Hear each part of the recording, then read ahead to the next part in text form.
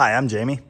This is Dead Dodge Garage, and this is a pile of my money. Well, all right, to be more accurate, this is a pile of viewer money.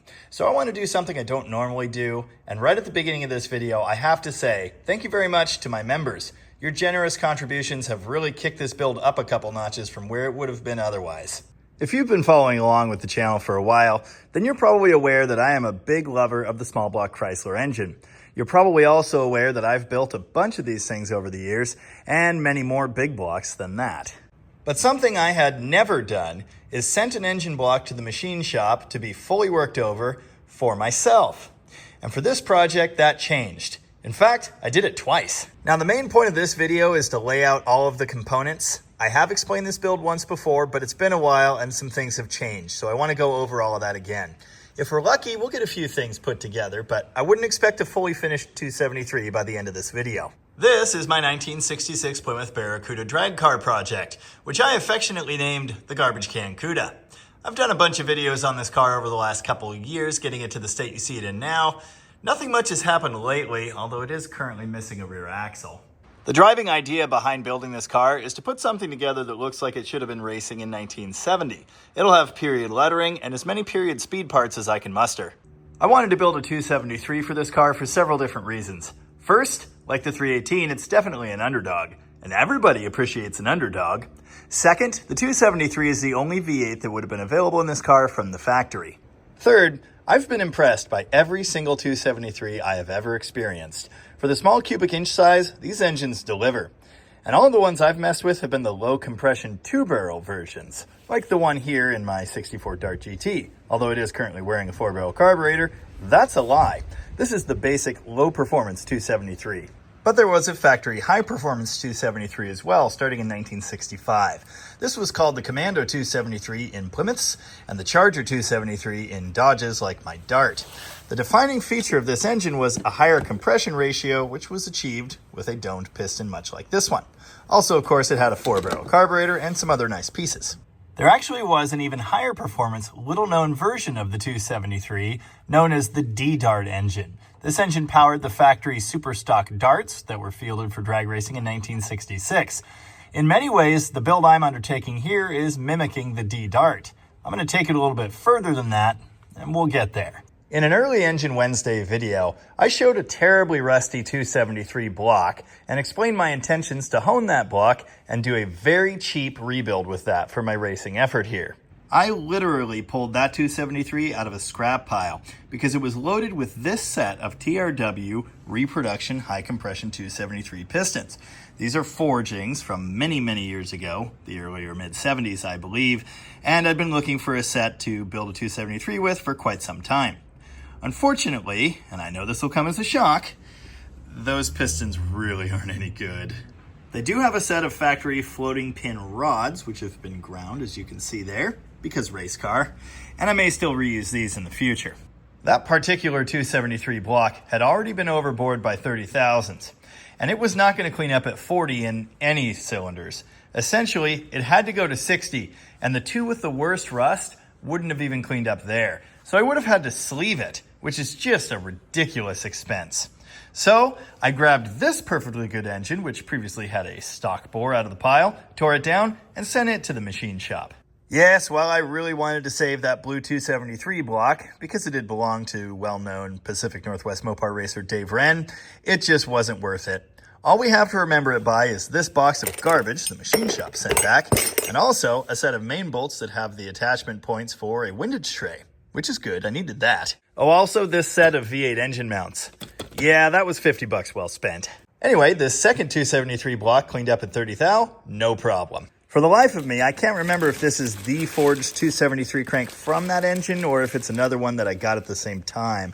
Either way, I sent that to them. It got a simple polish job, so it still uses factory size bearings. I showed you that set of old school 30 over TRW pistons, and I had high hopes of using them in this engine, but the terrible pits in a couple of them just made that a bad idea. Luckily, a company called Egge, E-G-G-E, reproduces the 273 high compression piston. So here is a set of those. Now these things are not cheap. This box cost me almost $700. Also, unlike the old school forgings, This is a cast piston. Now that's great for weight considerations because they are much lighter.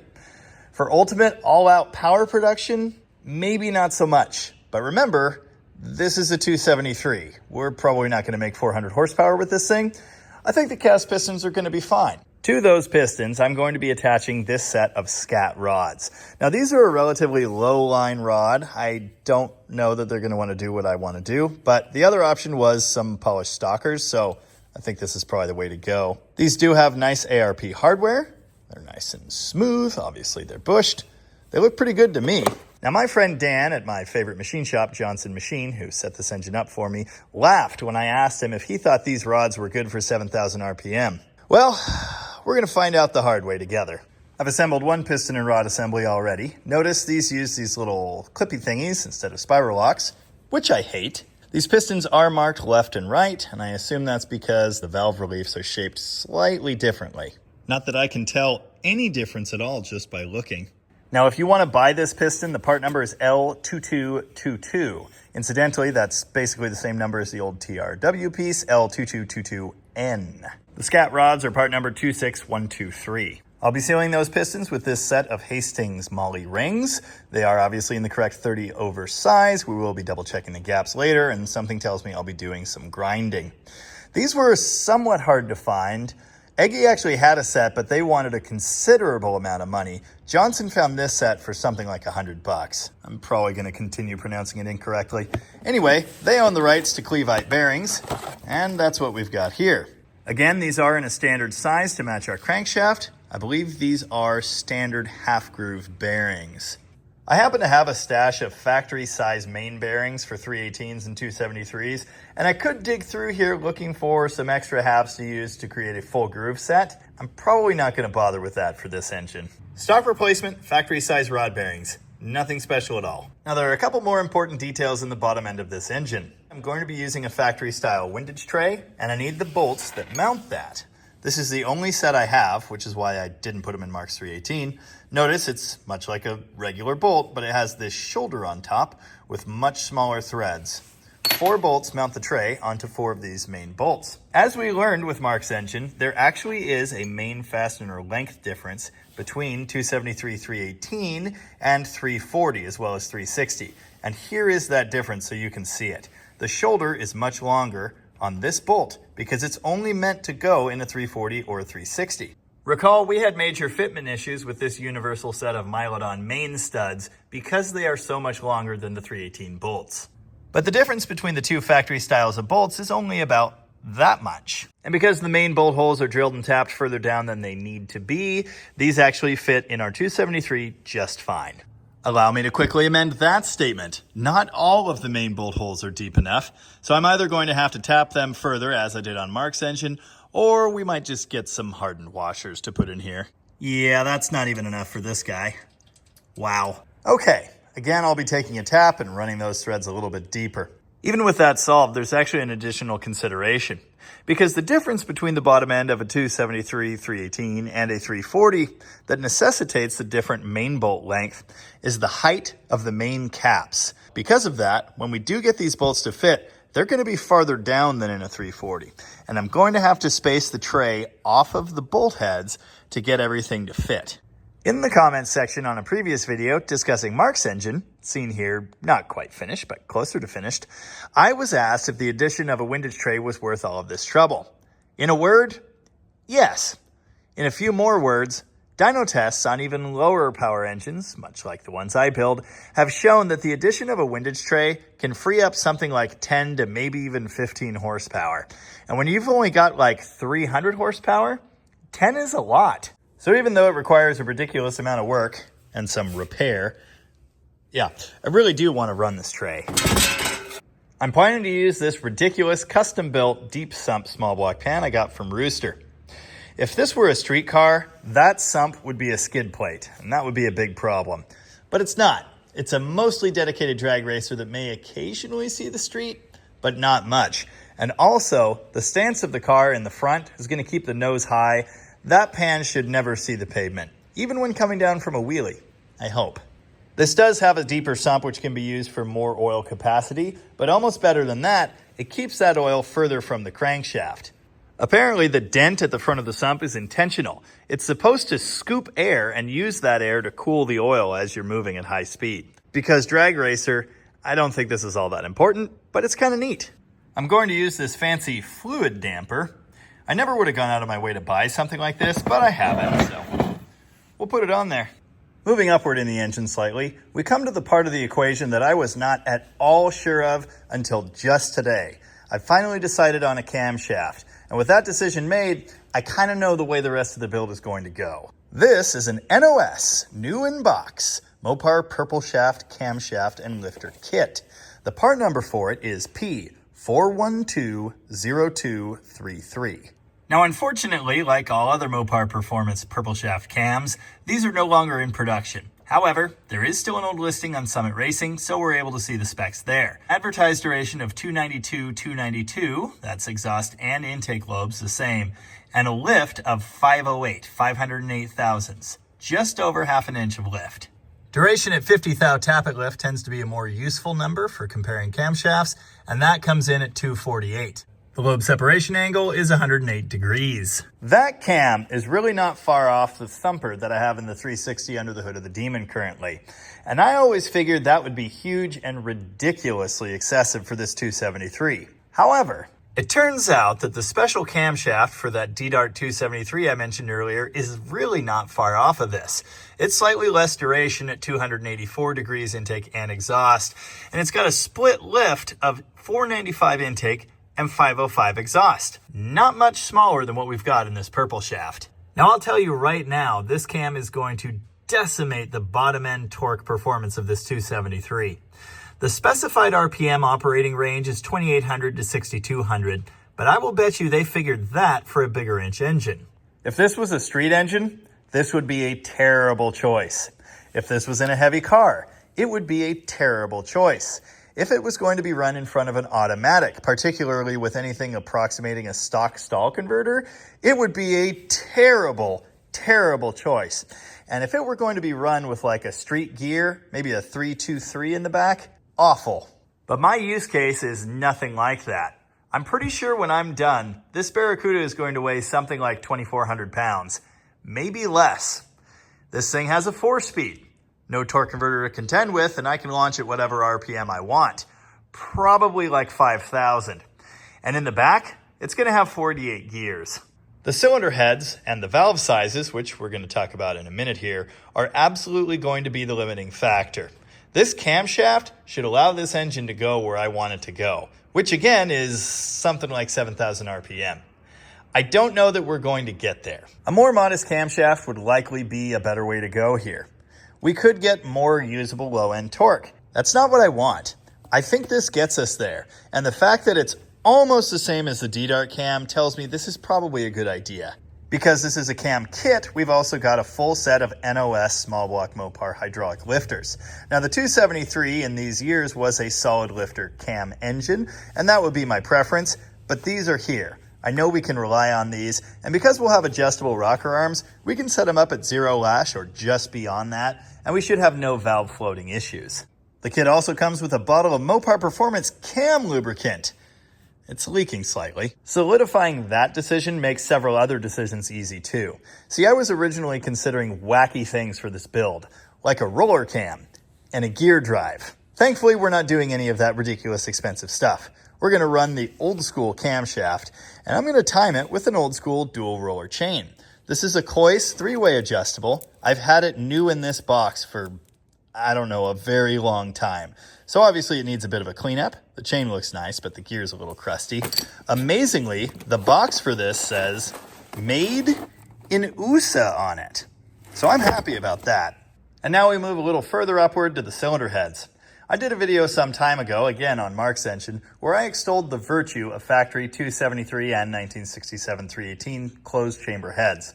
That's exactly what we're looking at here. Interestingly, this late 1965 produced set of heads for a 1966 engine does not have the casting number that ends in 920 like the ones I recommend you use do. This is actually the earlier casting number. I think it ends in 315 or something like that. This is really hard to read. It's no easier to read on this set of heads, but it's definitely the same number. They are not the same head though. At least not quite, because this is the 1964-65 only head that has the goofy, teeny tiny 5/16 intake manifold bolts that go at a different angle than later engines. This set of heads, however, despite having the same casting number, has the later intake pattern. These are 3/8 thread, and they come in at a different angle. Because of that, we're able to use any typical LA Mopar intake manifold. And that's ideal because I happen to have a few of those. For one thing, I've got this Wyand tunnel ram, and I really want to see that sitting on top of the 273, sticking out of the hole where the Barracuda's hood ought to have been. I've also got this Edelbrock dual quad manifold. That one probably would have fit under the hood, but we're way past that. And when the Wyand dual quad tunnel ram proves itself ridiculous, excessive, and untunable on the 273, we do have other options available. If you've seen the videos on Mark's 920 heads, then you know exactly what I'm going to do to this set.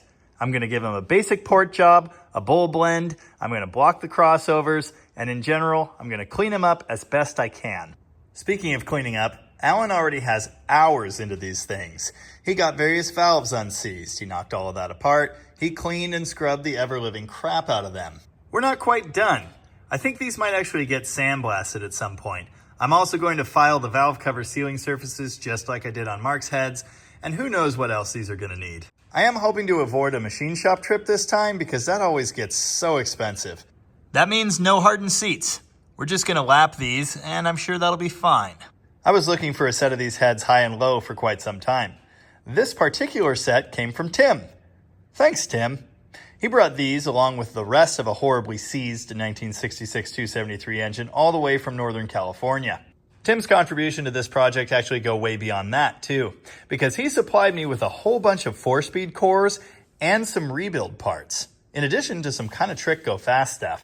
As mentioned, this car will be running a 4-speed. The only type of drag racing I have any real interest in involves a 4-speed.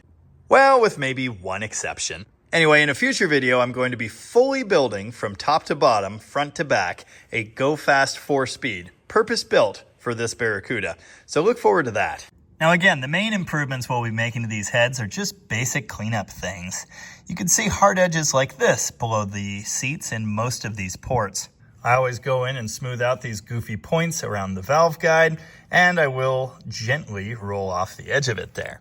I've been told by a commenter or two that clearance around the pushrod area in the intake port isn't as big of an issue as I think it is. All I can say to that is, Chrysler seemed to think it was an issue. They went to great lengths to move that out of the way in TA heads and other high-performance efforts. A lot more horrible scaly junk to knock out of there. It's kind of disgusting, actually. Probably the most disappointing thing about the 318 and 273 heads from the factory is the small valve size. The intake valve measures 1.78 inches. I was asked in the previous video discussing these heads, would I put bigger valves in? Well, no. I demonstrated this in a previous video, but it bears repeating. This is one of our 30/273 pistons set carefully in place against the cylinder head, also not perfectly straight, but fairly well centered. Notice it fits the shape of that chamber. That's another reason for using this head. It's what was designed to be used with this Commando piston. A 302 chamber with its extra point here and slightly different shape, it doesn't work, at least not without some modifications. You can see the edge of that intake valve right along the edge of this piston.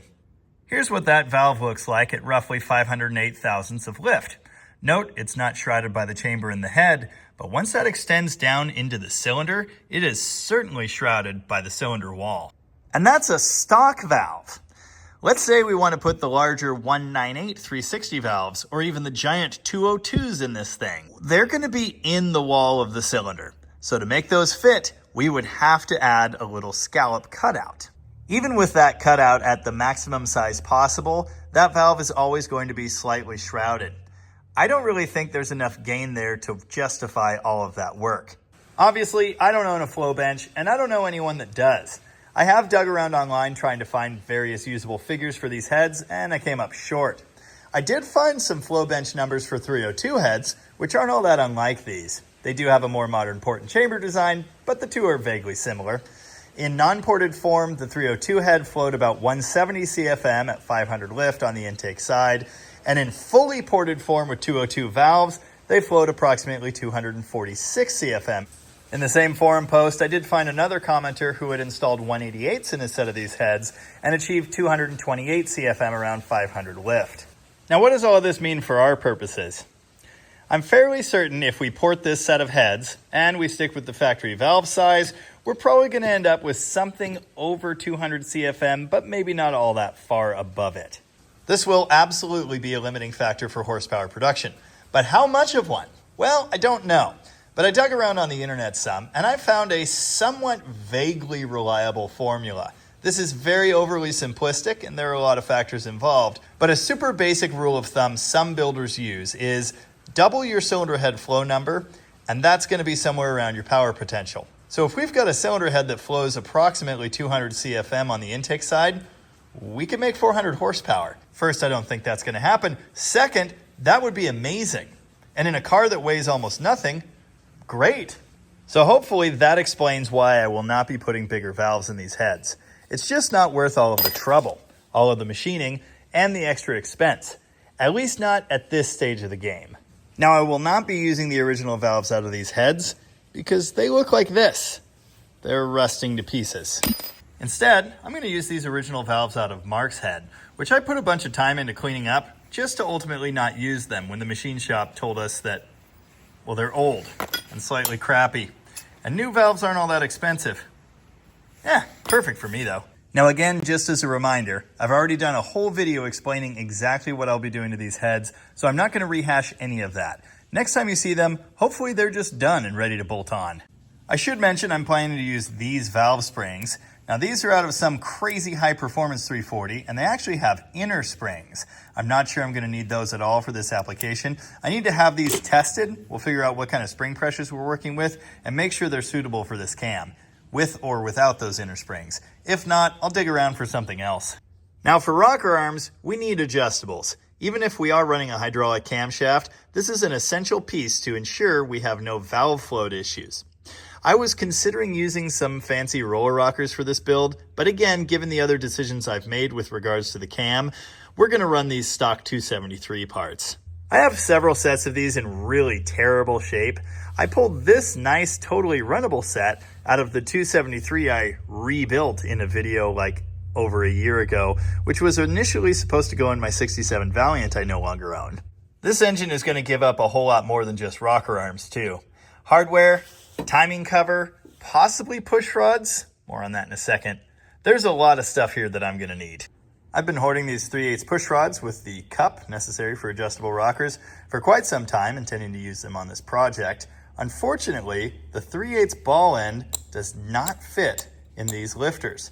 Those tiny little sockets will only fit the factory 5/16 size.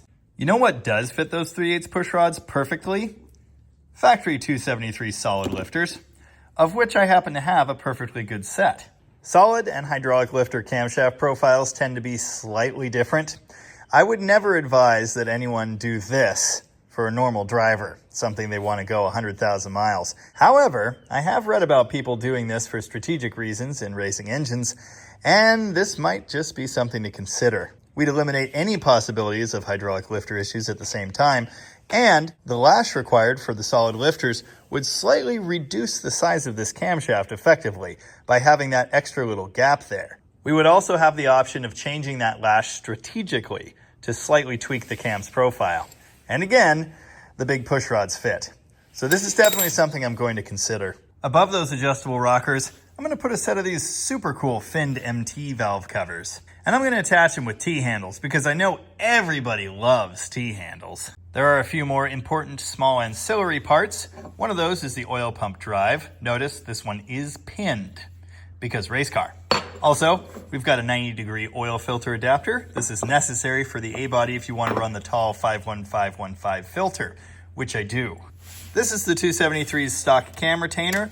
Just like Mark's 318, this has 4 normal bolts. I don't know what I'm going to do for this yet. I might add the later type drip tray thingy, but I'm not totally sure. I have found that the stock type oil deflector doesn't usually fit with this style of timing chain. It can end up hitting the links and that ain't good, so I probably won't be using one of those. You might be wondering at this point, Jamie, what did all of that nonsense cost? Well, I'll tell you, or I'll just show you this invoice from the machine shop. Now note, they did supply most of the rebuild parts. The rings, the rod and main bearings, cam bearings, which are already installed, core plugs, which they call freeze plugs, also the distributor bushing. The cleaning cost $200. The bore job, $275. They had to resurface the decks on this block. They were crooked and very poorly machined. That cost $200.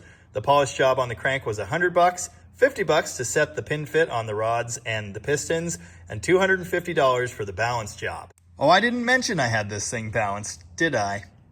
Yeah, I had it balanced, which seemed like a good idea.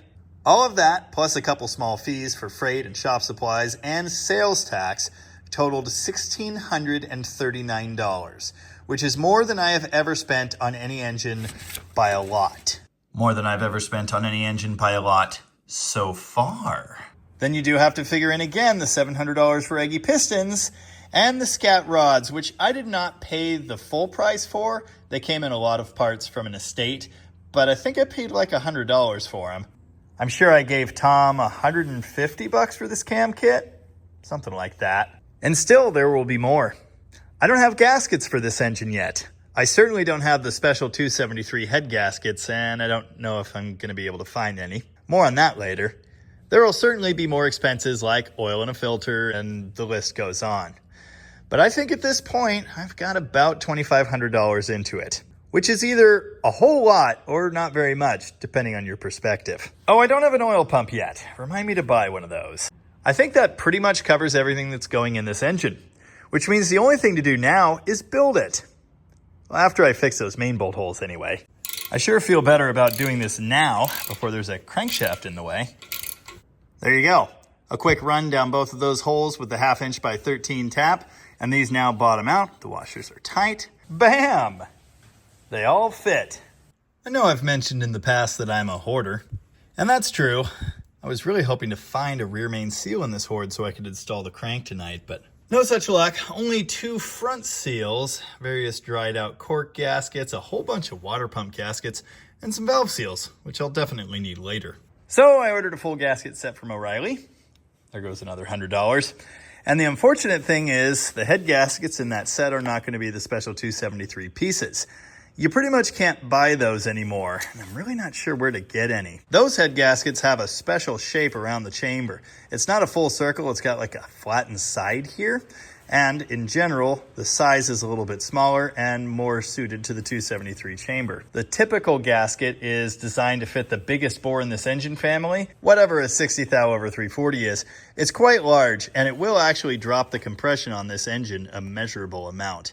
I won't have that gasket set for like a day, so this operation's going to grind to a halt pretty quick. Let's see what we can get done though. So now I'm going to see about putting the rods and pistons together. On one of these builds, I can't remember which, I made a comment to Randy with Johnson Machine about how he hadn't assembled the pistons and rods for me. He said, "Nah, I think you're smart enough to figure that out." Truly a bold assumption.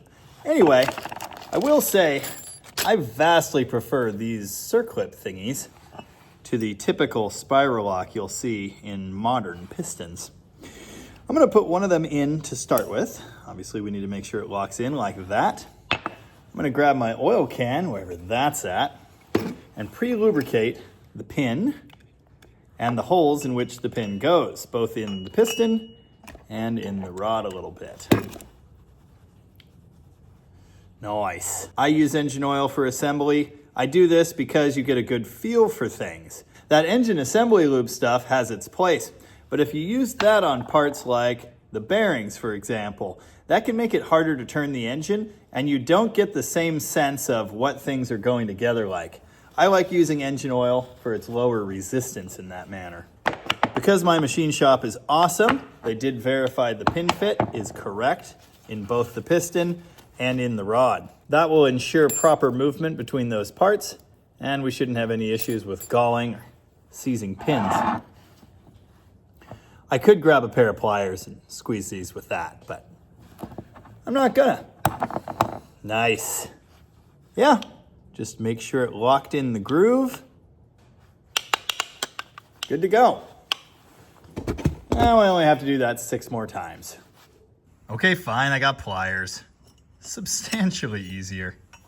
even with one hand. Now, I mentioned earlier these pistons are labeled left and right, and that does make sense when you consider that the valve order on one of these Chrysler engines is exhaust, intake, intake, exhaust.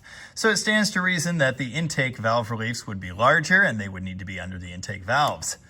But I measured with the world's crappiest digital measuring caliper thingy, and they all seem to be about the same. So I don't know.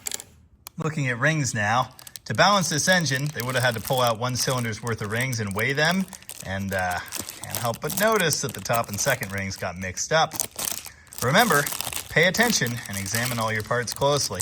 That's more like it. 8 mully-coated top rings, 8 second rings, not coated, and then our oil control ring. It's a pretty typical center expander thingy and then dual rails. Although it does show weird styles on this set of instructions. What it doesn't show on this set of instructions is a recommended ring gap. And the piston paperwork doesn't include anything of the sort either. So I went online and found a chart of specs from Hastings. They manufactured these rings, so I feel good about that. Different piston materials and different applications will demand different ring gaps. So I went into the cast piston column and down to the spot that said street strip and then drag race / circle track. Street strip had a ring gap factor of 0.0045 and circle track or drag race had 0.005. That's for the top ring. The second ring is supposed to be slightly larger at 0.005 to 0.0055. The numbers given in that type of chart are a ring end gap factor. You take that factor and multiply it by your bore size, and that'll tell you what the gap is supposed to be. Our 273, while it's 30 thousandths over, is still a very small bore at 3.655. So I multiplied that by the 0.005 number for the top ring and got a specified gap of 0.018 inches. The job of the piston rings in your engine is to keep the combustion gases up here where they can do work, instead of flying past the piston into the crankcase and wasting energy. The gap needs to be large enough to account for any expansion of the ring material as it is heated through the engine cycle. But if it's larger than it needs to be, you could lose excess combustion gases through the gaps. In this case, I dropped this top ring into number 1 and I measured a gap of exactly 19 thou. So that's 1,000th larger than the spec already.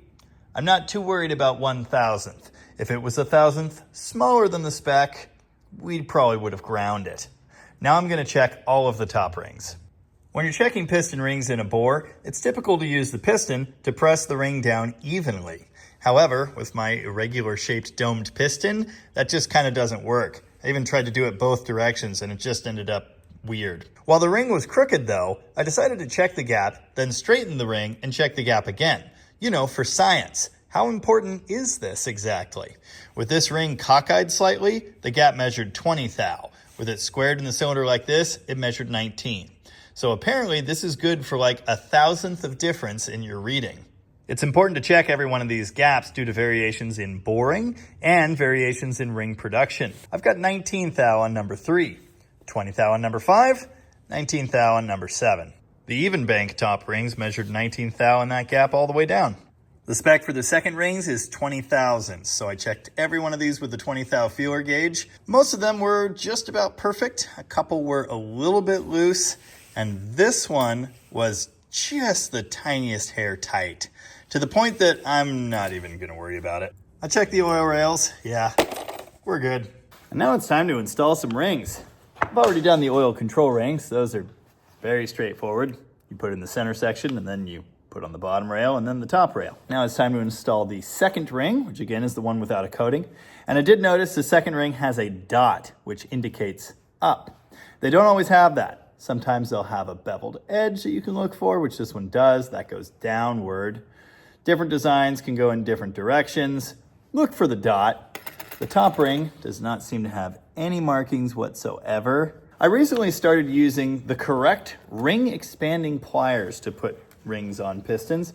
I've always done this the super fun way, which is spiraling them into position. That can deform the rings somewhat. This can too, but less, I guess. And in just about every set of instructions that comes with piston rings, they tell you not to spiral them in. I also always just randomly select where I'm going to point my gaps. I certainly don't waste any time getting super scientific with that. I point the top and second rings away from each other, and the oil rings, they don't matter. I just shoot them off in some random direction, as long as they're not all the same. There you go. I do need to find a 12-point socket to remove these rod nuts, then I can get the bearings in here. And these will be ready to install with some cleaning and some lubrication on the skirts and rings. Oil ring. Whoop, whoop, whoop. Yes, I still spiral these in.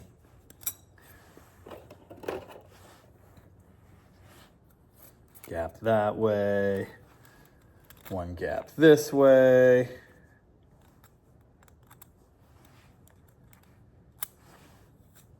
Spin that away. And put the other gap this way. Oh yeah. Number 2, dot up. We'll put this one this way. I do put these gaps off axis from the pins. I don't really think that matters, but it's something I've always done. I kind of put them here. Not directly in line with the skirt, not directly in line with the pin. There's the top ring. Yay. Pistons, ringed. I think this is only the second set of aftermarket rods I've ever touched, with the first being in our 451 stroker engine, which is yet to run in the car, like a year and a half or 2 years later. Look at these chunky bolts. Very interesting. Obviously, these are not studs with nuts like the factory hardware or like some ARP hardware. These are actual ARP bolts which thread into the rod. Here's what locates the cap into the rod. These little sleeves. It's actually pretty hard to pull apart. This factory type bearing is a perfect fit. Note, these bearings actually do have the little openings for the oil squirter holes in the factory rods, but these rods don't have that. Most bearings you see these days don't have the opening at all, so it's interesting that these do. Either way, it's still blocked off, so it doesn't matter. Aw man, my dart's getting wet. I've brought attention to date stampings in bearings many times. This appears to say 05 of 97. And those sure do look like older boxes. If someone looks at this in 20 years, wondering what year the engine was built, it'll be totally wrong. Here's why you check and clean all your bearings. Because when they sit in a box for 28 years, they end up covered in fiber stuff. Rod bearings, bearinged. I did wipe all of those off, all of the rods, all the caps, and they're set in there, but they are not pre-lubricated. I won't do that step until it's time to install them. And unfortunately, again, I can't do that today due to the lack of gasket set. I probably should have ordered that a long time ago, but I didn't. I do still need to clean the block thoroughly. I need to clean the crank. I need to clean everything else going in this engine before I can assemble it. But I don't want to do that until it's time to assemble everything either. I've done plenty of other engine build videos in the past, so if you're looking for specific information about that, maybe go find one of those, like the Shed Built 360 video. That was a fun one. I'm sure this is obvious, but I'm very much looking forward to making high compression, ridiculous cammed 273 noises. Not today, but someday soon. Until then, as ever, thank you very much for watching. And remember, it's not the size of the piston, it's how you punch it.